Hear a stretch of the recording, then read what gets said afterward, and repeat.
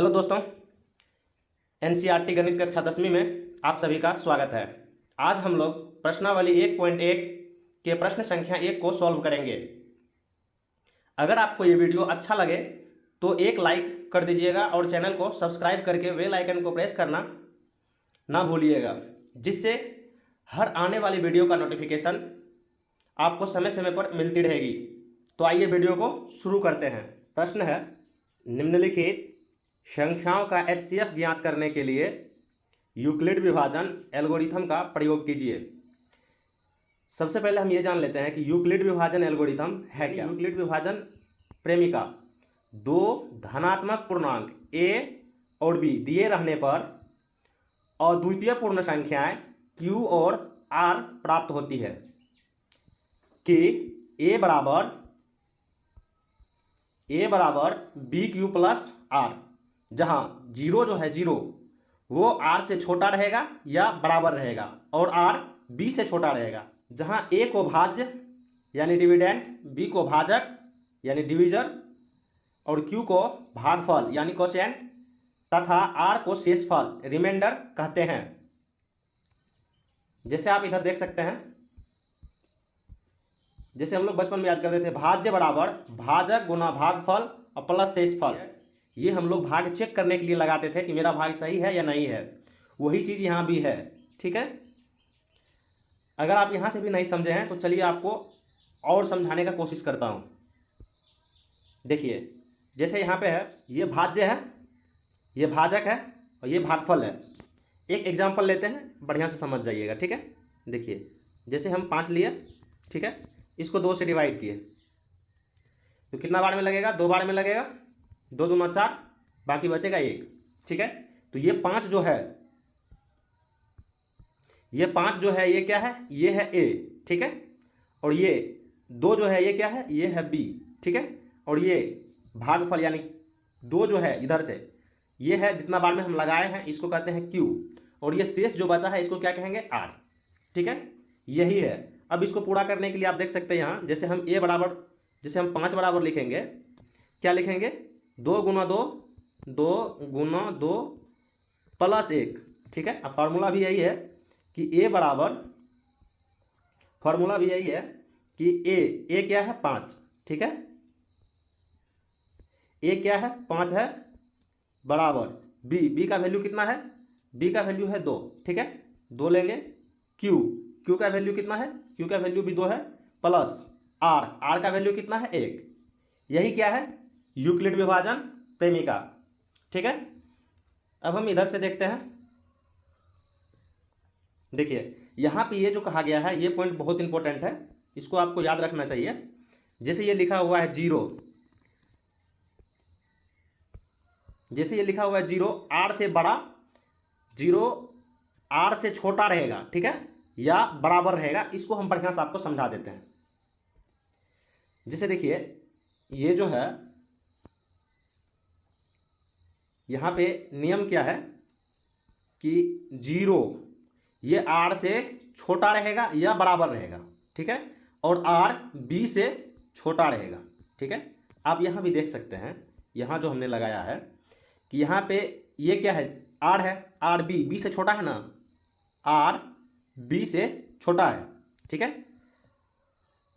r 0 से बड़ा या बराबर रहेगा, ठीक है। अभी r 0 से बड़ा है, ठीक। तो ये चीज़ जो इंपॉर्टेंट है इसको आपको याद रखना चाहिए, ये बहुत इंपॉर्टेंट है। ये वाला पॉइंट बहुत इंपॉर्टेंट है। चलिए क्वेश्चन पे चलते हैं। सबसे पहले हमें यहाँ देखना है a और b दिया हुआ है। यूक्लिड विभाजन प्रेमिका में हम देखें a और b दिए रहने पर, तो a और b दिया हुआ है। पहले हम यहाँ लिखेंगे हल।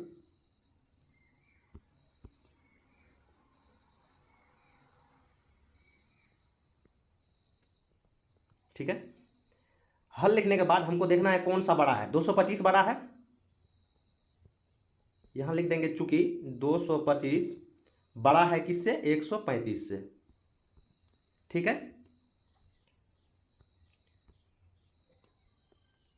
इसीलिए a का वैल्यू हो जाएगा 225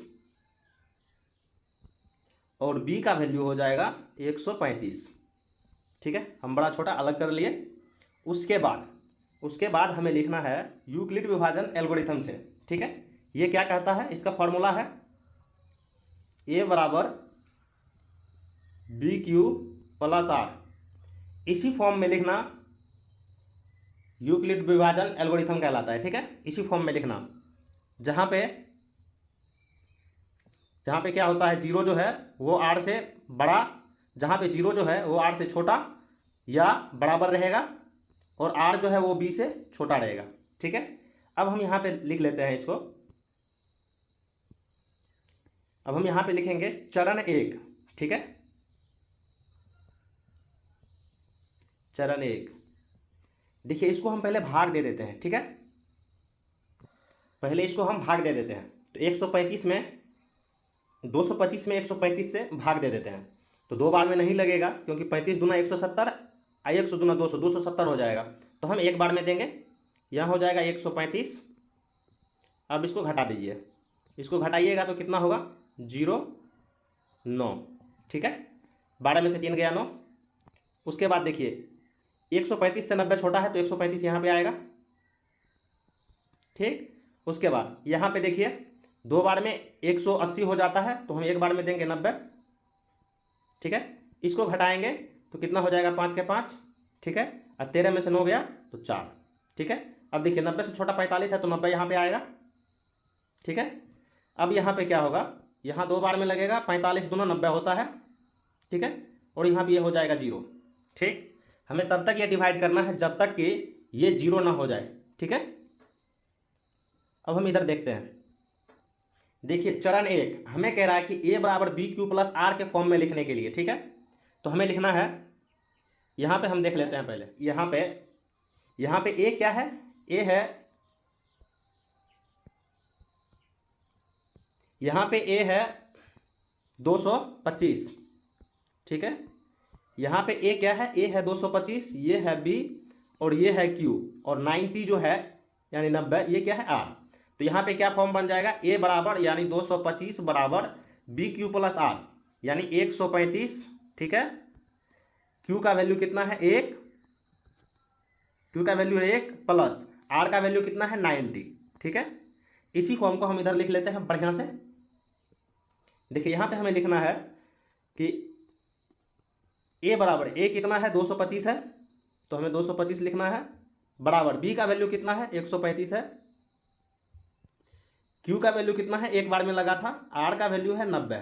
ठीक है, यहाँ देखिए आर का वैल्यू 0 नहीं है, इसलिए हम यहाँ पे लिख देंगे चूंकि आर बराबर नॉट 0। ठीक है, अब हम देखते हैं आगे।